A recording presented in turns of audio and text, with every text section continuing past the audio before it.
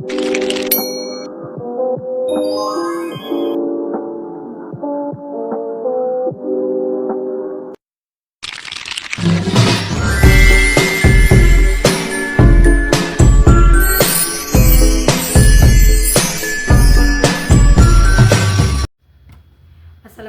warahmatullahi wabarakatuh.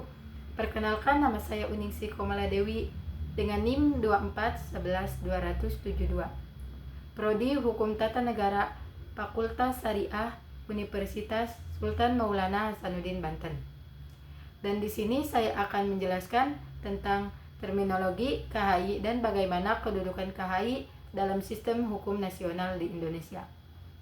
Jadi yang pertama, terminologi KHI merupakan kumpulan norma hukum Islam yang disusun dengan teratur dan dijadikan acuan dalam mengenai perkara-perkara umat Islam di Indonesia.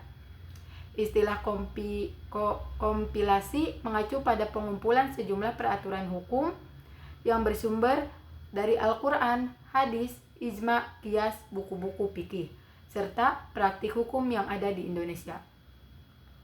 KHI muncul berdasarkan instruksi Presiden nomor 1 tahun 1991 dan didistribusikan melalui keputusan Menteri Agama nomor 154 tahun 1991. Tujuan utama dari pembuatan KHI adalah untuk menciptakan keseragaman dan kepastian dalam penerapan hukum Islam di ranah peradilan agama. KHI terdiri dari 3 bagian, yaitu yang pertama mengenai hukum perkawinan, yang kedua mengenai hukum kewarisan, yang ketiga mengenai hukum perwakapan. Yang kedua, bagaimana sih kedudukan KHI dalam sistem hukum internasional di Indonesia? Kedudukan KHI dalam sistem hukum internasional berfungsi sebagai salah satu sumber hukum untuk hakim di lingkungan peradilan agama dalam menyelesaikan kasus-kasus hukum keluarga Islam, meskipun secara luas dalam praktik pengadilan.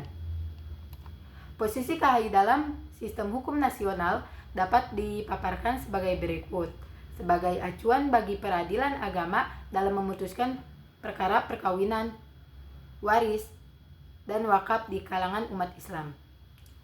Sebagai komponen hukum nasional, karena KHI adalah hasil kodifikasi hukum Islam yang disesuaikan dengan keadilan sosial, budaya, kebutuhan masyarakat Indonesia.